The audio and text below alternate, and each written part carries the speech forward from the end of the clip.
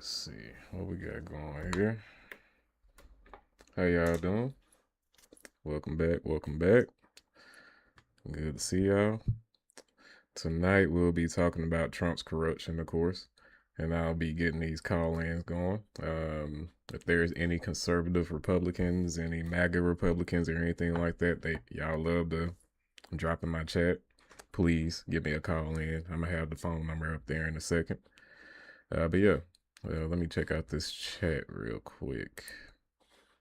See what we got going here. YouTube chat. Samuel Reyes, what's up? Lord Naraku. The San Antonio Spurs return to the NBA. Oh, so the Spurs won. I think Wemby is a little overhyped, honestly. That's my opinion, but I think he's a little overhyped. I think he's way too big, and he is going to be injury prone throughout his career. But that's just my opinion. I mean, I hope he does get a ring. It looks like he might get his first ring, so congratulations to that young guy. But yeah, let's get into this political stuff. As I said before, Donald Trump is more corrupt than Biden. Always has been. But yeah, you see the phone number up there on the screen. If you want, well, let me go ahead and drop that in the chat. As a matter of fact, see if I can do that real quick, fast.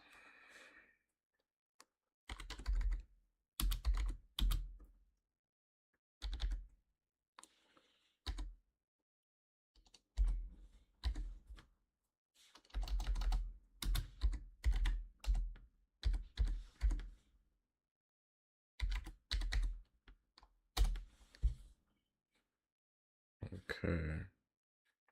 I just dropped that phone number in the chat on my alt YouTube account, so go ahead and give that a run. Call in, even if you just want to talk it out. I have a Discord also. If you need me to drop the Discord link, I can do that also. Let's get into it.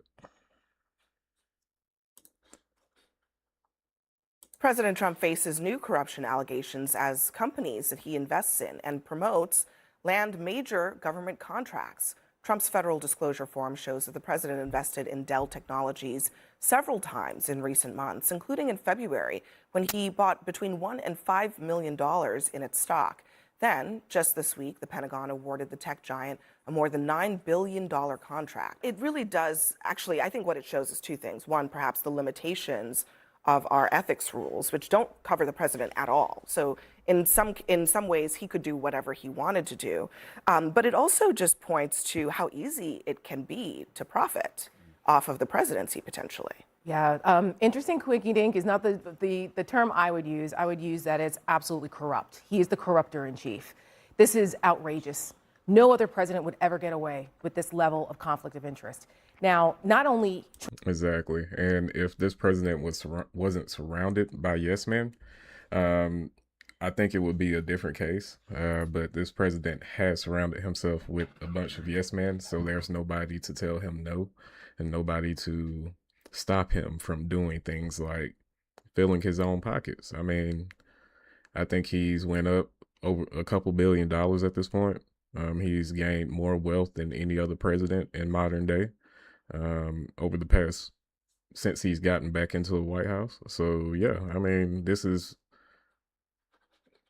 definitionally corrupt. The way he's doing things, the way he's investing in these companies and handing out contracts after he's invested in them, that's corruption. Trump himself, but also his entire freaking family, his sons, his daughter's husband, his other daughter's husband. You know, they're making billions and billions of dollars. Don Jr.'s net worth went from 50 million to 300 million in 1 year. Between him and his brother, they're on the boards of 10 corporations, and all of a sudden those corporations are getting government contracts. For Donald Trump, it's not just Dell. It's Palantir. It's Micron. It's, what's the other one? Oh, NVIDIA. Robinhood. Oh, Polymarket. Kalshi. The Trump sons have, Trump Jr. has his capital fund. Vulcan. It's investing in World Liberty Financial. That's right. The latest deal. This is crazy. And it's crazy how when Donald Trump got into the White House, we start seeing more of these companies pop up in ads and different areas of social media and whatnot, especially Kalshi and Polymarket.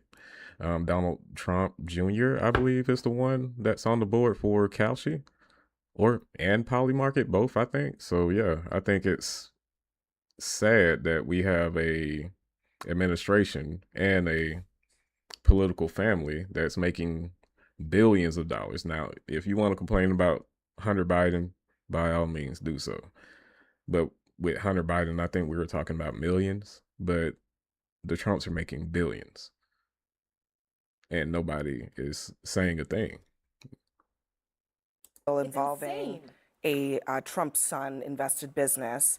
The reporting actually from ProPublica is that the White House intervened to help get a $620 million deal for this company tied to Don Jr. Let me just play what the reporter who'd worked on that story said about how this all went down.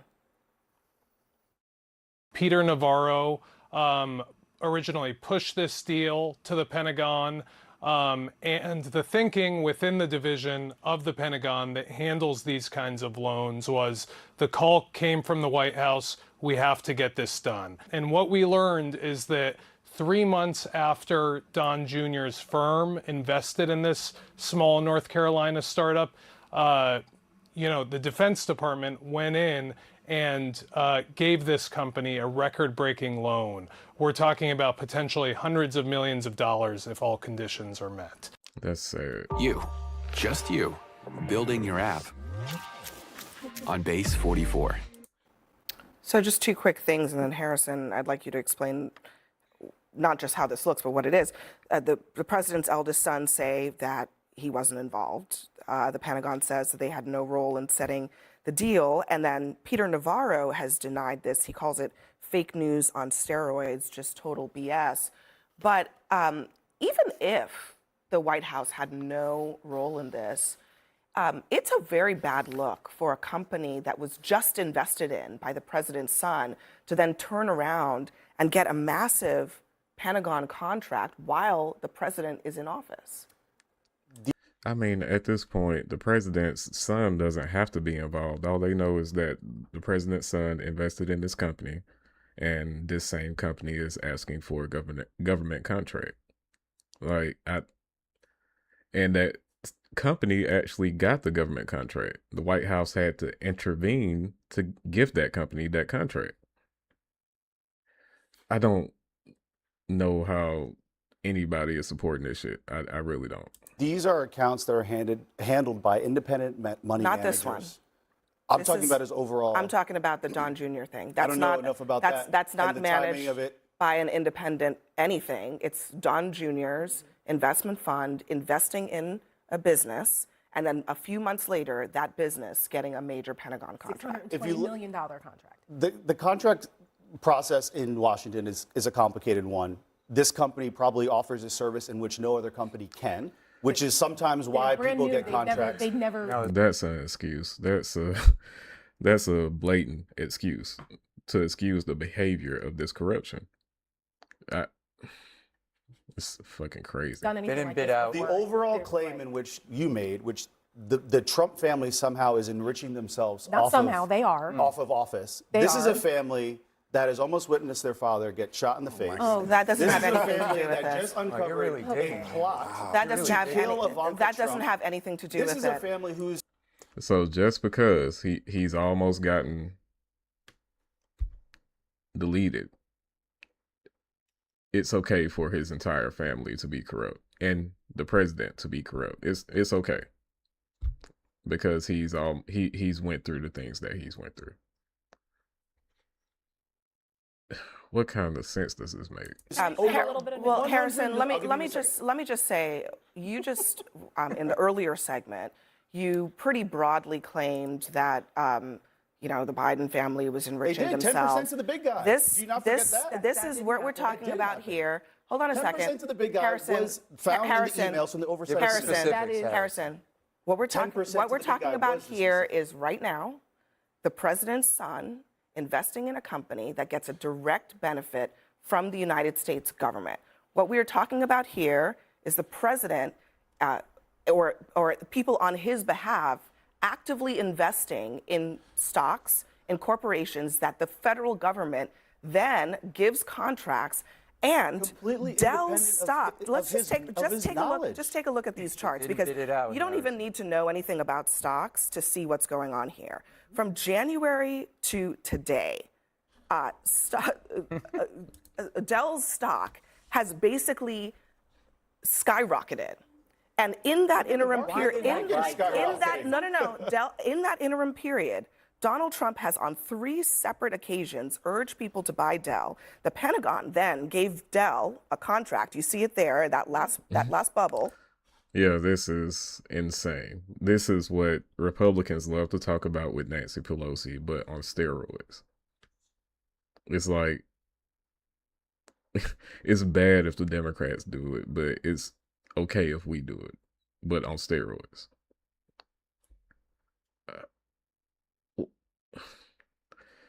What happened to draining the swamp? If you're going to be the freaking swamp lord instead of draining the swamp, then you've tricked every person that voted for you. You've completely lied to them at this point. And then the stock goes up even more. If any of this happened under Joe Biden's administration, and we're talking about a couple of $100, it would have been a scandal. We're talking here about millions And of speaking dollars. of I do think how do they So- explain this? So I think the Dell Billions. I just want to be clear. Billions of dollars, not just millions. situation is a little bit different from Vulcan, which involves Don Jr. That's the rare earth minerals company. And even in that case, you could argue that they're trying to compete with China's dominion over rare earths, which we're very much dependent on. And Why is Don Jr. involved? You know, because I think that even he's if involved it's, in a lot of businesses. yeah, but at the time. listen, Yeah, but I hear you. why I hear is you. the I don't like the president's appearance son of cronyism. involved in businesses don't that like- have yeah. direct business with the federal government that his father runs? I don't like the appearance of cronyism either, which is why I think they should have explained to the public why. It's not the appearance of cronyism. It's the actual actions of cronyism. It's cronyism in actuality. It's I don't know how else to put it. Like, this is what you call cronyism. It's not the appearance. Like, these news outlets, mainstream media love to downplay this shit, but honestly, this dude is filling his pockets while he's still in the White House. He's going to be one of the richest people on the planet by the time he leaves this White House. He's going to have invested land ownership in places all over this planet, including in Gaza, the way he's setting things up. This is insane. Why Vulcan got the bid. Now with Dell, it's a little different though, because Dell has had an existing relationship with the Pentagon for decades, because they are probably the best manager of government systems. That's why the Pentagon keeps hiring them repeatedly, keeps handing them contracts. I understand that the optics are not ideal for President Trump, given that he's friends with the Dells and he did help them with the Trump investment accounts. Stock and but then hocked again, it. That's the problem. Hold on. Let her but again, the contract that they were awarded actually is projected to save the taxpayers $400 million because they are so efficient at what they wonderful, do. But the They're president so of the good United at States what should not they be do. enriched by it. That's why he's supposed to put his things So in a the blind argument is that the trust. president of the But United every States president, should not every be able president to before trade this one has put their financial interest in a blind trust. trust. Which Not is- a trust. No, it's not. Yes, every single one. It's handled by his sons. Why is Donald Trump so scared of being transparent about his finances? Transparent? We're Because talking he's about it because there's a self-dealing public and he's a crook. disclosure. No, Also, what about- 3,700 trades later, what something about- You announced by can't now. see You his can't stock argue trades. it's not transparent and then well, talking no, about the it's- transparency if of this the were report. Hunter Biden, And it you'd be was. going berserk And it right was. now. No, Yeah. It literally was. It's not. What It- this is This is not comparable to Hunter Biden, and it's nowhere near the level that anywhere that Burisma and that whole little save 10% for the big guy. We're talking about saving 10% of like a couple $1 million for Joe Biden, potentially. Even if MAGA is right about the entire situation, we're talking about 10% of a couple $1 million. What we're talking about here is the Trump family getting billions, accumulating billions of dollars over just a couple years. This is crazy. The change in the incentive structure of our democracy. It used to be you had money to gain power. Was Donald I'm Trump not a done. billionaire You see my beforehand? lips moving? I'm not done. Let me run through this chat real quick. Congrats, Naraku. Maybe the best team win. Spurs were pretty good. Yeah, the Spurs, they showing out. Wemby, he's a good one. I mean, I ain't gonna lie. Wemby is a good player. I just worry that he's so big and he moves so fast, he's not gonna last too long. I mean, I would love to see him, outshine LeBron. I've been one of the biggest LeBron haters. I'm a D Wade fan personally myself, but yeah, I just think the way he's built, his frame, and his potential and ability to move fast and cut fast, he's not gonna last too long. Trump is an outsider, scared of the establishment so bad that they tried to arrest him and murder him multiple times. Even fooled half the nation into thinking he was the bad one. Okay, I'm not sure what you're going with that, but thanks for commenting, I guess. Now, I remember this guy. Now, it's gain power to make money. So personally, Harrison, I'd be better with you just going, yeah, it kind of smells bad. I'm with you. Instead of trying to tell me that this cup isn't blue. When you actually care about members enriching themselves and utter the words Nancy Pelosi, who entered Congress in the 80s, not a millionaire, worth now $500 should go back to, like, Andrew million. Jackson for Ilhan references. Omar, not a millionaire before she entered and her Congress. husband's Now money. How about she's Attila the about Hun? $30 He was a million bad guy. Use richer him as a today. reference. Okay. So if there's going to be a double standard here, fine. I think But we apply hold it on, across the board. if we want to on a have second. agreement at the But table, but, Yeah, because I- I think but that's hang the on, goal. but hang on a second.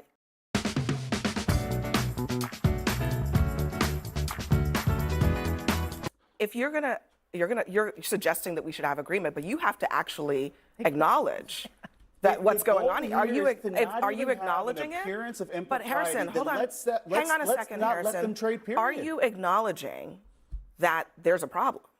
Because if there's a problem with Nancy Pelosi, there would be a problem here Any too. appearance of impropriety is always going to have a problem. So that's a no. But if the answer is that The hypocrisy is showing right now is that if you have a problem with what Nancy Pelosi and Hunter Biden did or didn't do, you should have a problem with what the Trump family is doing currently.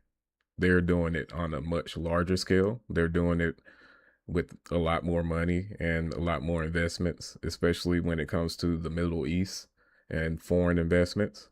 And they're being very blatant about it because they know that everybody around them are yes men. So I don't understand why more MAGA or conservative people or politicians are not speaking out against a lot of this corruption that we're seeing. the Trump family needs to shutter all business operations and not be able to engage in any form of business, then just say that. about no but let's foreign just have an business if honest their conversation father of is what's involved actually in happening. $1.4 billion. These That is people had an where empire long before one- they got into politics. hold- and hold- quite frankly, hold on. They probably Hold on a second. never got involved in $1.4 politics. billion. That is what the New York Times puts how much. True, the Democrats are enriching themselves like Trump is doing. Let's stop the Democrats and Republicans. Yeah, I agree. There's a bunch of money in politics currently. I believe that we need to, as a people in America, it should be one of our number one goals to get money out of our political system, especially corporate dollars, especially PAC dollars, and all those different ways that, you know, these political campaigns use to kind of get around what's some of the rules that's already there. I think getting money out of politics will solve a lot of things, but that's just the beginning. Yeah. Times puts how much Trump has profited thus far from the presidency. There's no question. You can look at his net worth. How much? That is $1.4 billion since he's been back in the White House. That is crazy. I don't even think Biden got anywhere near close to $1 billion in 4 years in wealth gain. That's crazy, y'all. Like, I don't understand. I don't know. Maybe y'all like that shit. Don't let any establishment Republicans elect someone who has no experience in politics but will aim for transparency. That can be a double-edged sword. Somebody that's not really experienced in politics, we will risk running into another Donald Trump. You get what I'm saying? Because Donald Trump had no experience in politics either. And if we go anti-establishment, we have to make sure that this is a person with a good head on their shoulders, a decent IQ, no nonsense person, and a person that knows how to speak to the people on their level. That's one thing that Donald Trump was able to do, is speak to the people that he was aiming for on their level. Yeah. Much it has increased dramatically. And decreased just over time. in the time that he has been president. You only talk about it has, yeah, because it has increased. Yes, In the It's last also year decreased. alone, President Trump has made more money than he made in his entire life. that's right. And look, Whoa. I He's made more money in the past year than he has in his entire life. What? That's crazy. Like, he's I mean, he's rolling in the dough off of our tax dollars, off of being the president. Yes, he doesn't have to collect his salary because he's making more money than he ever has.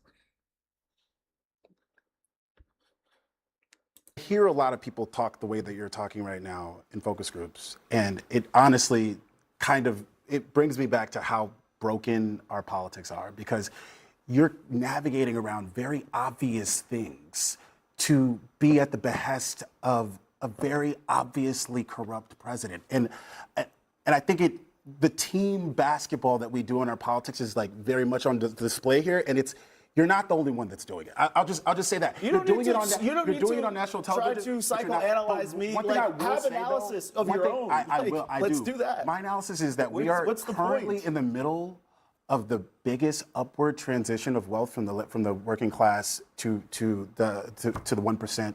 That the country largest is. tax Hold up, return one second. in history for That the we've American ever people to seen, just let him finish. and those things don't happen on accident. Those things happen specifically because of what we're talking about at. Yeah, the wealth gap is still growing on a major scale, and Donald Trump is not doing anything to help that.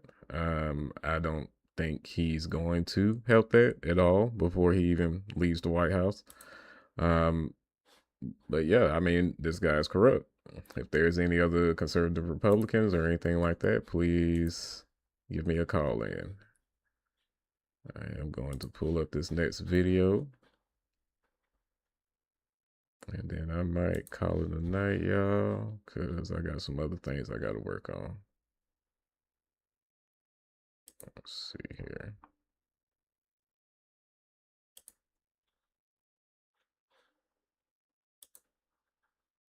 Has a right to refuse black people if they want to? No, because black people are a protected class in the United States. Whether or not you're vaccinated is not a protected class. It's not part of the Civil Rights Why Act. should black people be a protected class? There are certain classes of people you probably shouldn't be able to discriminate against in society because it causes the destruction of society. If you can discriminate against veterans or like women or black people or whatever, it causes large fuck-ups in huge areas of society that the market can't correct for. Do you think that it's okay to discriminate against some people in society? Yeah, we discriminate all the time against all sorts of people for a variety of reasons. Yeah. For instance, when I go to McDonald's, I'm discriminated against trying to go into the play place. They won't let me in because I'm too old. But not black people. That's not. I okay. think black people are allowed at McDonald's. Yeah. But it's okay to deny unvaccinated people, perhaps. You're using this word discriminate. I don't know if you know what it means, right? So, for instance, if somebody comes into your store naked, you can discriminate against naked people. We discriminate against who can drive. If you're 4 years old, you can't drive. There's some level of age discrimination there, right? But when it comes to renting places to people, or when it comes to hiring people or letting people in places of business, there are sexual identities are protected. There are racial identities are protected. Veteran status, I think familial status. If all the corporations decided, the stakeholders decided that it's okay to Shareholders, deny, not stakeholders. Go ahead. if the stakeholders determined, meaning I guess you're a part of that because you believe you're a stakeholder. But the stakeholders don't make decisions right now. Shareholders of corporations do. You're using the word incorrectly because you don't know what it means. Yeah, go ahead. No, I did. I do know what you that didn't. means. I asked you and to define it. You Shareholders couldn't, but go ahead. How do we determine who it's okay to discriminate against? I mean, morally, you see, does it serve the interests of society or not? So, for instance, in some cases, age discrimination is good. 4-year-olds probably shouldn't be allowed to drink. In other cases, age discrimination might be bad. I don't want to rent this apartment to somebody that's 60 years old. I don't like old people. That's probably bad, right? And then whatever our moral code is there, we agree on that societally, and then we codify it into law. And that's the mental lapse that a lot of conservatives have a hard time understanding when comparing different things. Like this guy tried to compare a vaccination status, try to compare that to race. Some of these arguments that a lot of these conservatives or MAGA people try to put out there just leaves me dumbfounded. Like, I don't understand why they even try to make some of these comparisons that they do. It's weird.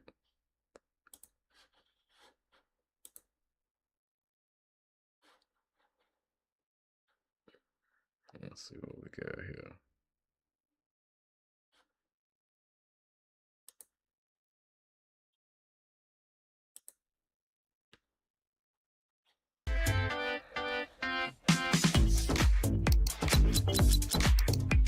Should be allowed to use their free speech. Yeah, let's go with Young Dumb Reacts. I fucks with this guy. He's a young dude, and he's been talking about politics lately. Ever since Donald Trump got back in the White House, he's been focusing on politics, and he's been locking in on some good content lately. Through direct contributions, there are still some loopholes. Individual contribution limits are $7,000. Okay. But there is a very popular workaround called a joint fundraising committee. Not to be confused with my fellow broke dorm room friends back in college who went by the same name. These allow a single donor to write one enormous check that gets split across a candidate, a national party, and multiple state parties all at once, filling up the limits across all of these categories in a single transaction. In the 2024 cycle, a single donor could legally contribute over $800,000 through one of these arrangements. It's not great, but this alone is far from the biggest reason why money in politics has gotten so out of control. The $7,000 cap only applies to direct contributions, and even with a multiple six-figure workaround, this money pales in comparison to what is now being contributed very openly by wealthy individuals through super PACs, which have no cap at all. Right. Now, PACs, or political action committees, are organizations that can support a specific interest like a political campaign, and were really just meant as a way for supporters to organize and make their voices collectively heard. Right. Regular PACs also have limits on how much they are allowed to spend. Super PACs are technically distinct from regular PACs. Legally, they aren't actually technically PACs at all. Instead, they are officially classified as independent expenditure-only committees, which might sound like nerdy legal technicalities, but it means that they can take in unlimited amounts of money and spend unlimited amounts of money on any issue they see fit, including the election of individuals or the passing of specific laws. This freedom to spend all they want comes on the one specific condition that they do not directly coordinate with the political campaign that they are supporting. Wow, that's a big loophole, that you can spend unlimited money on a political party or a campaign as long as you don't coordinate directly with the said campaign or party. We got to get money out of politics, y'all. This is insane that we have something like super PACs that can just spend unlimited dollars. And it's a way for the super rich and these billionaires to pretty much get whoever they want in the White House or in political office, as we've seen just recently. And even this lowest of bars gets pretty openly ignored. These were the groups that were enabled by the Citizens United ruling in 2010, which established that political spending is protected free speech under the First Amendment. The idea is that people with specific political concerns should be allowed to use their free speech to push a political agenda. Yeah, but money is not speech. We know money talks, but money in of itself is not speech. And by the way, freedom of speech, this right is supposed to protect you in regards to criticizing the government, being able to speak openly your positions when it comes to politics without worrying that you're going to be thrown into prison. This is very different than literally influencing an election by just dumping a fuck ton of money into campaigning or helping them to campaign. And you already know, yeah, supposedly they're not coordinating with various campaigns, right? Oh, so the super PAC that's trying to help to get Trump elected is not working with Trump's actual official campaign team. However, you can bet your bottom dollar that they know each other, bro. Communication is happening, right? He's got his people in those fucking on those fucking teams, bro. It gots to be. Artlist Studio is here, and it has controls built with video creators in mind, so you can intuitively direct. Spending is part of that free speech. But to avoid it becoming just an end-around campaign finance limits... Like, you really think they're like, okay, so here's a super PAC that is willing to spend $100 million in support of you, and then you're like, oh, okay, let's get on the phone with them. And then they're like, well, technically you're not supposed to communicate with them. You think they just go, shucks, all right. No. Fuck no. There should be no direct coordination with the campaign itself. This is broken pretty regularly, and to nobody's surprise, pretty flagrantly too. Elon Musk donated roughly $239 million to America PAC in 2024 to support Donald Trump's presidential campaign, making it one of the largest super PAC operations in history. Truly evil man, Elon Musk is. And the no cooperation rule was... I mean, look at this bullshit, man. He's literally on the stage. The FEC actually issued a ruling that allowed super PACs to coordinate directly with campaigns on door-to-door canvassing operations. This is insane. Yeah, let's do whatever we can to elect any politician to office that agrees to get money out of politics, to change whatever Supreme Court decision was made that decided that money is political voice or political speech. This is insane. Like, for somebody like Elon Musk to be this invested in our president, and just within a month, I think, of him getting into the White House, Elon Musk with the president was in front of the White House with a fucking Tesla, pretty much having a Tesla commercial. But y'all say this guy not corrupt. This is the richest man on the planet. He paid for this president to get back into the White House. He paid these people to vote for this president. And he reaped all the benefits. He got all our information. He ran that Doge operation. He got all our information. He got to run the whole ad campaign in front of the White House, built and upkept with our tax dollars. Like, I don't know. That shit crazy. Which America PAC immediately took advantage of. The campaign's own political director publicly credited Musk's operation with conserving campaign funds by outsourcing field operations to the super PAC, which allowed Trump's campaign to redirect money into ad spending. Wow. Now, spending money on ads alone is obviously a big deal that can move elections. Even here on YouTube, the amount of money we make on the platform before major federal elections increases significantly because of how much is being spent on endless campaign ads. Definitely. But these messages don't actually require that much coordination. The formula for political ads isn't exactly that hard to reverse engineer. Right. Say bad things about the other guy and nice things about your guy. Yeah. Which means in this space, most super PACs find it a lot easier to keep their legally mandated safe distance. But it's also not the only place where they spend their money. Data collection and processing is a huge part of modern political campaigns. It's also really expensive and a lot harder to hand over without crossing the line of direct collaboration. But even here, there are plenty of groups that, bend these rules.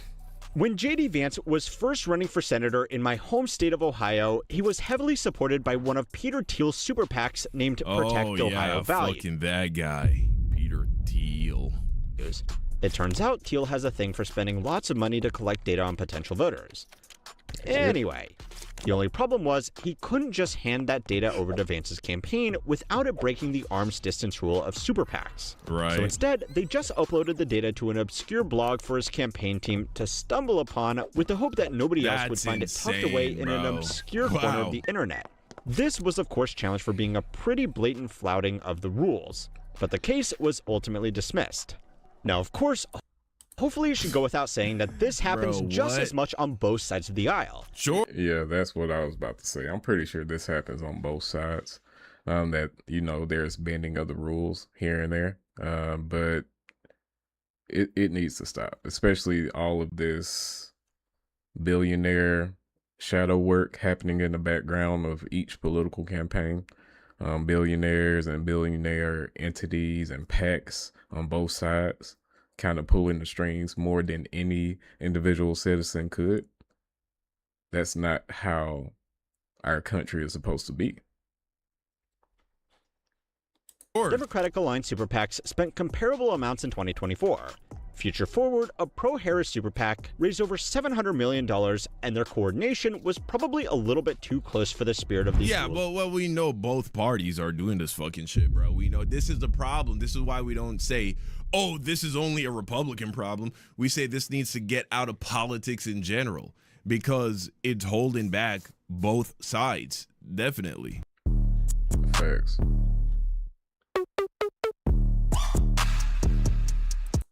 As well. In total, outside spending by super PACs and other independent groups exceeded $4.5 billion in the 2024 cycle, more than double what it was in 2016. Collectively, super PACs alongside direct campaign finance is likely to exceed $10 billion at the federal level this year. Jesus, man. It's not great, but at least we know it's actually happening. Because, well, the money we can actually see is far from the biggest problem. Right. So it's time to learn how money works to find out and just you gotta think, man, these companies are not spending billions of dollars to make millions of dollars. They're not trying to make a loss. Exactly. They're making profits. Exactly. They're not spending all this money for nothing. They're not investing in all these political campaigns and all these politicians for nothing. They're getting their return. they're getting a ROI, their return on investment. They are. And so you just might not always see it. But they're getting their return on investment. I guarantee you that. Oh, God only knows how much money they're able to generate as a result of donating all this money. It's insane. how deep this goes, why even the most aggressive campaign finance reform probably can't fix it, and why nobody really seems to want to try. Okay. So campaign donations and super PACs are really just scratching the surface of these issues. Okay. The problem is that when you look deeper, it gets much worse. Right. The first level down is what is, not at all sinisterly, known as dark money. Dark money is politically motivated spending that gets redirected through various organizations to push an agenda without any clear disclosure and without any clear source. These are typically structured as 501c4 nonprofits, which under IRS rules are allowed to engage in political activity so long as it is not their primary purpose.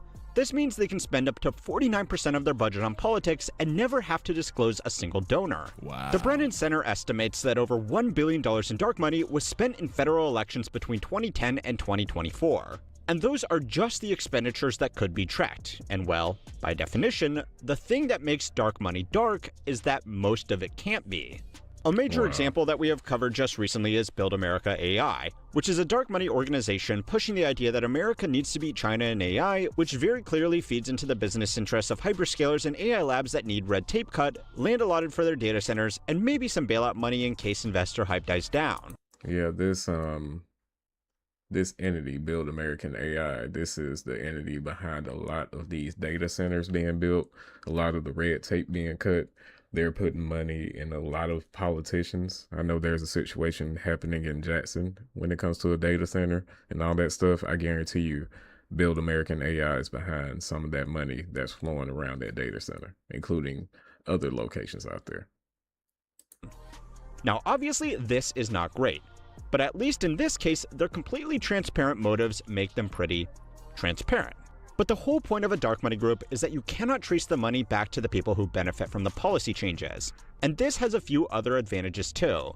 Under federal law, foreign nationals are banned from donating to American political campaigns or PACs. Right. But because 501c4 nonprofits don't have to disclose their donors, there is effectively no mechanism to enforce this for dark money groups. Jesus, a foreign man. government or foreign corporation can donate to a 501c4. So now you can have fucking Saudi billionaires influencing elections. Yeah. Through this dark money loophole. Or other countries from the Middle East invest in these dark money. Well, invest through these dark money loopholes. Bro, we are so fucked. C4, which then spends that money on American ads with a political agenda. And then you go to the poll, time to make my vote, thinking like, oh, my vote matters. And it does definitely keep going out and voting, right? Because, yes. Your vote matters. Reverse Citizens United. Well, who said that? Yeah. Somalia. Yeah. Reverse Citizens United for sure. But yeah, your vote still matters. It's just that these billionaires that invest into the political system in these political campaigns, these billionaires make it very tough to get to the truth of some of these politicians, especially when you have all of these PACs investing in one specific politician, and that's the only face that you see throughout a political campaign. It happens all of the time, and the average American citizen's attention span is not that wide when it comes to political stuff. People are not paying that much attention, and the little that they do get from politics is specifically from things like commercials or little things that pop up on social media. Maybe somebody goes viral, and things like that lead to traction in the political campaign. And to get that spot on social media or on commercials or ads, you have to pay money for it. And the person with the highest pocketbook or the biggest pocketbook gets that spot first. And that's been the way political campaigns have been for a while. Is anybody vulnerable to propaganda? Surely. However, the people that this works the most effectively on are the people who are the most uninformed, right? And that's who they're targeting, which is most of the country, unfortunately.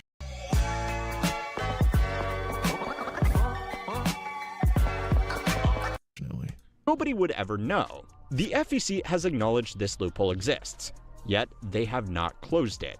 And then there are the corporate interests that just throw away the middleman altogether. There is really nothing stopping a major company from just running its own ads pushing a very specific political message. This is happening a lot at the moment, with companies claiming that their AI data centers are going to be great for local economies. Wow. Running ads in swing districts about job creation and infrastructure investment that look a lot like political endorsements, but technically aren't. Right. So when work started to slow down, we searched for new opportunities. And we welcomed Meta, which opened a data center in our town. So long as they avoid FEC. Oh my God, man, that's so insane, bro. That's so insane that these tech AI companies are running ads to try and make it seem as if they're actually helping the community. Meanwhile, they're sucking up all the fucking water. They're raising the price of electricity because they're using up all the power. They're polluting the air. They're polluting the air with noise as well, noise pollution. And those are the biggest two things. When it comes to data centers, it's the energy costs. You're in most data centers, they're going to need a bunch of energy, a lot of energy. And a lot of these more country, rural areas, they're going to need their power grids redone. And yeah, a lot of these data centers and the company behind the data centers, they're willing to pay for that. It's just the simple fact that it's not really an investment into the community. It's turning whatever community that it's in into a industrial site, essentially. And people have to be aware of that. And these companies have to be honest with the people about that. If you have a data center, if you have any type of data light center moving into your community, it's going to turn into an industrial site eventually. Now they may keep it clean at first. They may keep noise down for a minute, but it's not going to stay that way. There's going to be energy costs. There's going to be some type of exhaust coming out that place. You have to be aware of these things. They're just making your life is going to be terrible. If a data center moves even remotely close to you, your quality of your life will decrease objectively. But maybe somebody who has lost their job because of the Trump economy will now have somewhere to go work for a few months while the data center is being built. That's the other thing, right? They advertise, oh, wow, come and fucking work with us, build these mega data centers. But once it's built, you're out of a job again. Crazy, man. Vote against and don't mention specific legislation, it's really hard to regulate this as political spending over a company just expressing its own interest. Not only are you out of a job once the data center is built, because they're only going to need like fucking 50 people to run a data center the size of 40 football fields or some bullshit like that. But not only is that going to happen, but then remember, the data centers are for the sake of AI, which is also supposedly, well, not even supposedly, this is why they're building these. They are actively trying to replace you in the workforce. So you're going to get fired eventually, and then the thing you helped to build made it harder for you to find a job in the future. So fucked. As protected speech. But it gets worse. Everything we just covered, all of that is really just the price of admission. The thing that actually moves the needle once the politicians are in Washington is lobbying. Right. And lobbying is a very different animal from campaign spending. Lobbyists are, in theory, just concerned citizens with very specific interests about very specific policies. In reality, they are primarily highly paid field experts from elite law firms funded by industry groups to support a very specific agenda. Now, to play devil's advocate a little bit here, a lot of lawmakers are not experts in the things they are creating laws on. So being able to consult with a diverse pool of industry specialists could theoretically avoid designing laws that are just dumb for their specific application. Laws on technology probably shouldn't be exclusively written by an 80-year-old senator who doesn't know the difference between a coding language and their high school transcripts. Right, and that kind of makes sense. But the problem is that almost all of the work of actually drafting legislation gets passed off to these lobbyists, who get to word things exactly how they want and ensure it won't get held up in courts because they are the legal experts. Congressional staffers have openly described how lobbyists will hand them fully written legislative text ready to be introduced. And because the staffers are overworked and under-resourced, they will sometimes file it with barely any changes. And that is crazy that we have whole lobbyists that their only interest is the people that pay them. That's their only interest. That's what lobbyists do. They hand our political decision makers whole bills, and there's hardly any edits made to those bills, and they just try and pass it that way. I'm not surprised, honestly. So really, in a lot of cases, the lobbying firms are the lawmakers. The lawmakers themselves are just the rubber stamp. Now, there is the widely held assumption that this corporate-funded lobbying is working exclusively to cut red tape and remove regulations. In reality, it is often exactly the opposite. They want to introduce regulation in exactly the right areas to block potential new challengers from entering their market. The pharmaceutical industry is particularly good at this. They spent over $370 million on lobbying in 2024 alone, more than any other industry that year. And a huge chunk of that went towards ensuring that drug pricing regulations are written in a way that protects their existing patent portfolios while making it harder for generic competitors to enter the market. The old team at Micro did a great video on this, explaining how internet providers lobbied against municipalities looking to roll out their own broadband and actually deliver a competitive service. In both cases, getting the right kind of laws passed was a lot more profitable than having no regulations at all.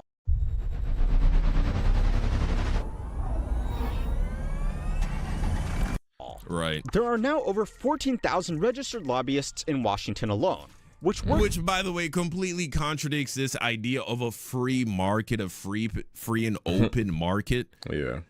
These companies, they become wealthy, and then through lobbying, they help to pass policies that shut out competitors. It's so sick. It's not really capitalism. It's oligarchy. It really is. It's a crony type of perversion of capitalism. That's what that is. It's unregulated capitalism run amok, where it's pretty much running politics at this point. is running our Supreme Court at that. Dick. Works out to roughly 26 lobbyists for every single elected official in Congress. And if you include the people doing lobbying adjacent work who don't formally register, some estimates put the real number closer to 100,000. And all of this is just the federal level. State legislatures are arguably worse because they get a fraction of the media scrutiny. State-level lobbying disclosure requirements are weaker, staffs are smaller, and individual lobbyists can have an outsized influence on a state representative who might only have 1 or 2 aides and no research budget to independently verify what the lobbyist is telling them. Of course, these people also coordinate the efforts of everything we've already talked about. They can suggest that a given company or industry group would really like this type of legislation, and that conveniently, they are looking to spend a lot of money advertising this issue. A study looking at 93 multinational corporations that lobbied for a single tax provision, the American Jobs Creation Act of 2004, found that those firms spent a combined $283 million on lobbying and received $62.5 billion in tax savings, working out to a return of $220 for every single dollar spent. See, why make a better product? Why try to find more efficient ways of delivering your products and services?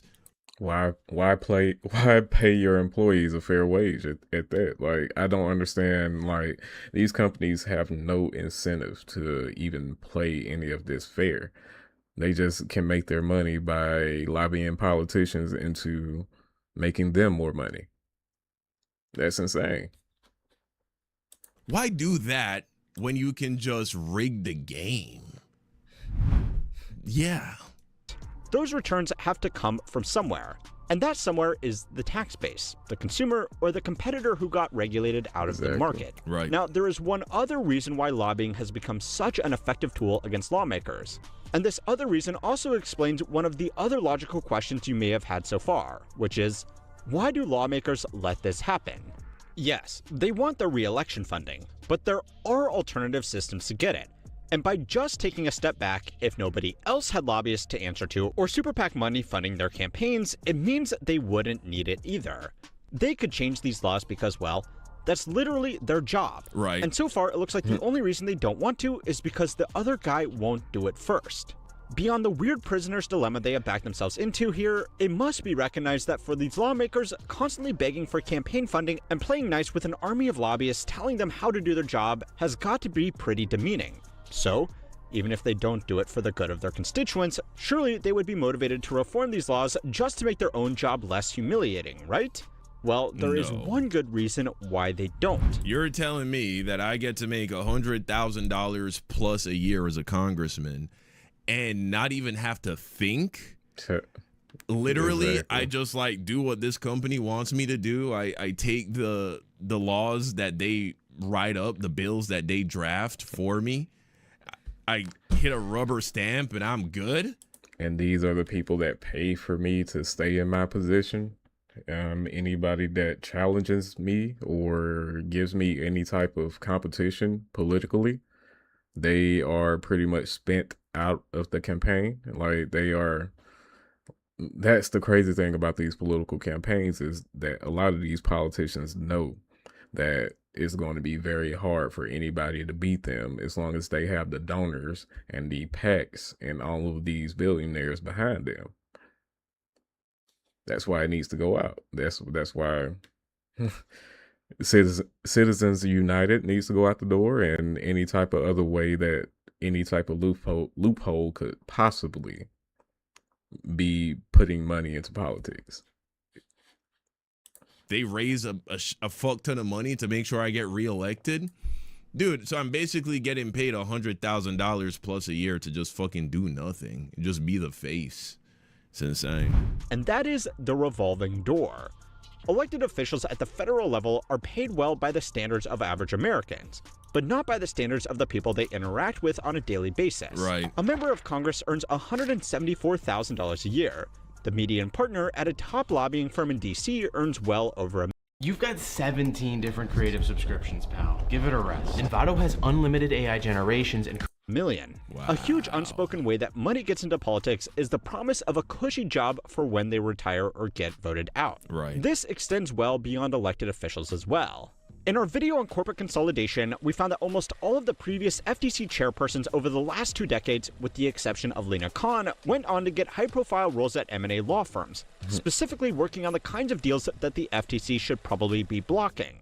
So yeah, the person whose job it is to block anti-competitive mergers knows that in 2 years, they will probably be working for the firms doing those mergers. Right. That creates an incentive that no amount of campaign finance reform can fix. Right. Yeah. Now, the #1 most common career move for elected officials after leaving politics is to become a political lobbyist. In 2025 alone, That's fucking...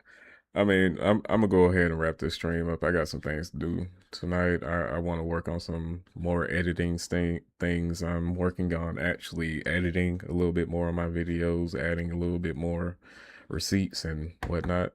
So I'll be doing that. But yeah, I appreciate y'all for watching my stream. I'm testing some things out. Nobody ended up calling in. I guess there are some Republicans out there that's scared. But I think my stream tomorrow, I'm going to actually share my stream to a couple of conservative groups and give them the opportunity to call in from there. But yeah, I hope y'all enjoyed this, and don't forget to like, follow, and subscribe, and I'll see y'all next time. All right.